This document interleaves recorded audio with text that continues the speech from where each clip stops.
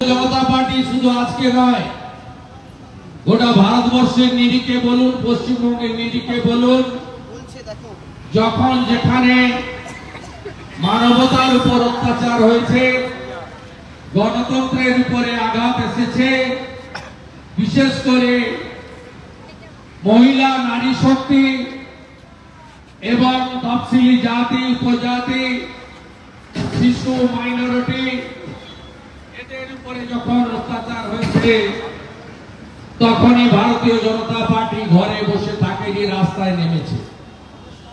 2021 সালের পর থেকে এই রাজ্যে যতগুলি মর্মান্তিক বেদনাদায়ক ঘটনা ঘটেছে, বিশেষ করে মাতৃশক্তি, নারী শক্তির উপরে, মা, দিদি, বোনেদের উপরে ভারতীয় জনতা পার্টি ভোটের রাজনীতির কথা ভাবেনি। কে ভোট ব্যাংক আর কে ভোট ব্যাংক নয়, এ কথা বিচার না করে বিজেপি রাস্তায় নেমেছে, বিধানসভার ভিতরে বাইরে লড়েছে, পীড়িতদের পাশে দাঁড়িয়েছে। কেন্দ্রীয় বিজেপি নেতৃত্ব তারা কেন্দ্র থেকে টিম পাঠিয়েছে, সর্বতভাবে আমরা পাশে লড়েছি। এমনকি আইনি লড়াইতে আমরা নেতৃত্ব দিয়েছি, আমাদের আইনজীবীরা লড়েছেন। 2021 সালে ক্ষমতায় আসার পরে রামপুরহাটের বকটুই 7 জন মুসলিম মহিলা, 4 জন শিশু, যার মধ্যে 3টি শিশু কন্যা ছিল, তাদেরকে শিকল তুলে পেট্রোল দিয়ে পুড়িয়ে মারা বলুন। পরবর্তীকালে তৃণমূল কংগ্রেসের গ্রাম পঞ্চায়েতের উপপ্রধান তার ছেলের দ্বারা হাঁসখালিতে তফসিলি জাতি পরিবারের ক্লাস 9 ছাত্রী বলুন, কালিয়াগঞ্জে রাজবংশী ক্লাস 12 ছাত্রী বলুন, ময়নাগুড়ির ক্লাস 10 ছাত্রী বলুন, যেখানে যা ঘটেছে ভারতীয় জনতা পার্টি সবার আগে তাদের বাড়িতে পৌঁছেছে, তাদের লড়াই চালিয়েছে। অধিকাংশ মামলা যাতে সিবিআই নেয়, তার জন্য পরিবারকে সাথে নিয়ে আইনি লড়াই করে দৃষ্টান্তমূলক শাস্তি এবং গ্রেফতারের ব্যবস্থা নিয়েছে। এবং ভারতীয় জনতা পার্টি এবং আমাদের যুব মোর্চা, মহিলা মোর্চা, সমস্ত মোর্চা রাস্তায় নেমে লড়াই করেছে। আরজি করের যে বেদনাদায়ক ঘটনা, এই ঘটনা অন্য কোন ঘটনার সঙ্গে তুলনা করা চলবে না। এটি একটি অত্যন্ত বেদনাদায়ক এবং এই অত্যাচার সরকারের দ্বারা আমরা সরকারি সন্ত্রাস দেখেছি। সরকারের দ্বারা for the party, by the party, of the party ব্যবস্থা দেখেছি। আমরা সিপিএম এর সময় আমরা ওরার রাজনীতি দেখেছি, আমরা 235-30 দম্ভ দেখেছি। মমতা বন্দ্যোপাধ্যায় গোটা রাজ্যে সংবিধানের সমস্ত স্তম্ভকে ভেঙে দিয়ে রাজনীতিকরণের এখন একতন্ত্র আমরা দেখেছি। বিধানসভায় আমাদের কণ্ঠরোধ দেখেছি, আমরা দেখেছি প্রশাসনিক সভায় আমাদের এমপি এমএলএদেরকে দূরে সরিয়ে রেখে তাদের এলাকার মানুষকে তাদের অধিকার এবং উন্নয়ন থেকে বঞ্চিত হওয়ার ঘটনা। কিন্তু আরজি করের ঘটনাকে আমি এবং আমার মতো অনেকেই বলেছেন এটি সরকারি ধর্ষণ বা অত্যাচার এবং খুন। কেন এই কথা আমরা বলি? তার কারণ হসপিটাল, আরজি কর মেডিকেল কলেজ এন্ড হসপিটাল, এটি একটি সরকারি জায়গা। তাকে, আমাদের এই বোনটিকে ওই রাত্রে ডিউটি রাজ্য সরকারের স্বাস্থ্য দপ্তর কর্তৃক মনোনীত প্রিন্সিপাল দিয়েছিলেন যে আপনাকে আজকে রাত্রিবেলা চিকিৎসার পরিষেবা এবং ডিউটি করতে হবে। গোটা হসপিটাল সিসিটিভিতে মুড়ে রাখার কথা।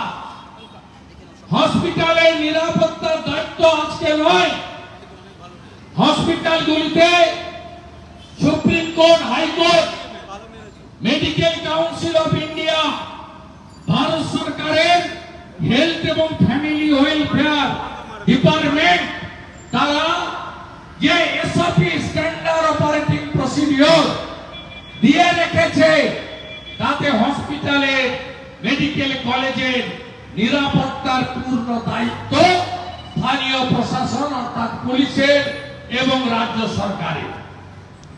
যে বেদনাদায়ক ঘটনা ঘটেছে, এই ঘটনা সমাজের ক্ষেত্রে একটি কলঙ্কজনক অধ্যায় হিসেবে লেখা হয়ে গেছে। আমরা বাঙালি হিসেবে বাইরে পরিচয় দিতে পারি না, আমরা বাইরে গিয়ে কাউকে বলতে পারছি না যে আমরা পশ্চিমবঙ্গ থেকে এসেছি, কলকাতা থেকে এসেছি, উত্তরবঙ্গ দক্ষিণবঙ্গ থেকে এসেছি, দার্জিলিং থেকে এসেছি, দীঘা থেকে এসেছি, কাকদ্বীপ থেকে এসেছি, কোচবিহার থেকে এসেছি। আমরা আজকে লজ্জায় মাথা হেট হয়ে গেছে সমগ্র বাঙালি সমাজের এবং পশ্চিমবঙ্গে। ভাবা যায় পাকিস্তান আমাদের বিরুদ্ধে নিন্দা প্রস্তাব নিচ্ছে, ভাবা যায় আজকে আন্তর্জাতিক যারা শিল্পী তারা গান বানছেন কলকাতাকে কেন্দ্র করে, যে কলকাতা সিটি অফ জয় নামে বিখ্যাত, যে কলকাতাকে কল্লোলিনী তিলোত্তমা বলে আখ্যায়িত করা হয়, যে কলকাতার স্বাধীনতার আগে স্বাধীনতার পরে তার ইতিহাস উজ্জ্বল, যে কলকাতা একটা সময় ভারতবর্ষের রাজধানী ছিল, যে কলকাতায় ব্রিটিশরা বাণিজ্যের লোভে সম্পদ সংগ্রহ করার জন্য সুতারটি, গোবিন্দপুর, কলকাতা তিনটি গ্রামকে দত্তক নিয়েছিলেন। এই কলকাতা ঠাকুর শ্রী শ্রী রামকৃষ্ণ দেব, জগৎজননী মা শারদামণি তাদের কর্মক্ষেত্র হিসেবে বিবেচিত হয়েছে, বিশ্বকবি রবীন্দ্রনাথ ঠাকুরের কর্মক্ষেত্র হিসেবে বিবেচিত হয়েছে।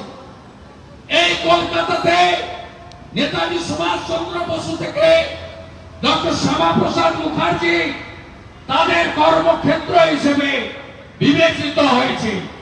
এই কলকাতাতে সিমলা স্ট্রিটে বিশ্ববন্দিত যুব সন্ন্যাসী স্বামী বিবেকানন্দ এখানে তিনি ভূমিষ্ঠ হয়ে আমাদের এই ভূমিকে পূর্ণ করেছেন।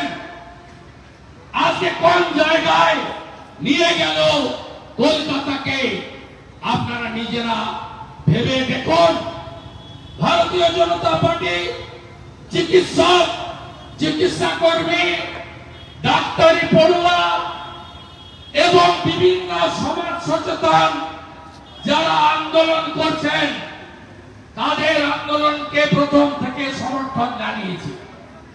যখন প্রথমে এই ঘটনা আসে, তড়িৎ গতিতে মমতা ব্যানার্জির নির্দেশে, বিনীত গোয়েলের নেতৃত্বে তড়িৎ গতিতে পোস্টমর্টম করে বাড়ির অনুমতি না নিয়ে কার্যত দাহ করার জন্য যে তাড়াহুড়া তারা করেছেন আপনারা দেখেছেন।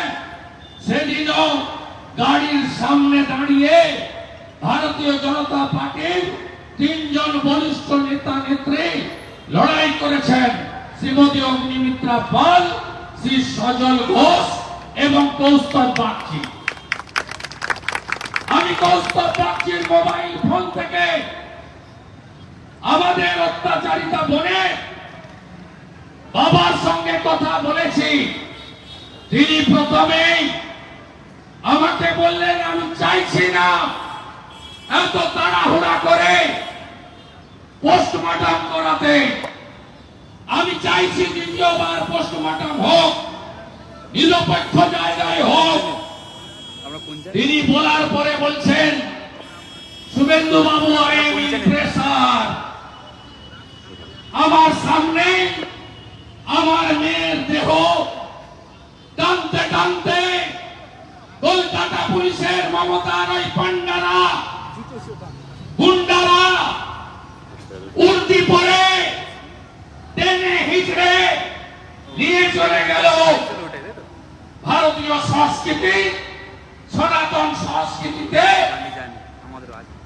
দেহ রাখার পরে যে সম্মান, যে হিন্দু শাস্ত্র মতে ক্রিয়াকর্ম করতে হয়, পুরোহিতকে ডেকে তার ন্যূনতম করার সুযোগ দেয়নি। ভাবতে পারেন দেহ পৌঁছানোর আগে শ্মশানে নির্মল ঘোষ নান্টু কাজ সাজিয়ে পানিহাটির শ্মশানে দাঁড়িয়ে আছে। এত তারা মমতা ব্যানার্জি কি লুকাতে চেয়েছিলেন আপনি? ভারতীয় জনতা পার্টির রাজ্য সভাপতি মাননীয় কেন্দ্রীয় রাষ্ট্রমন্ত্রী পরের দিন দিল্লি থেকে নেমে সোজা পরিবারের সঙ্গে মিলিত হয়েছে।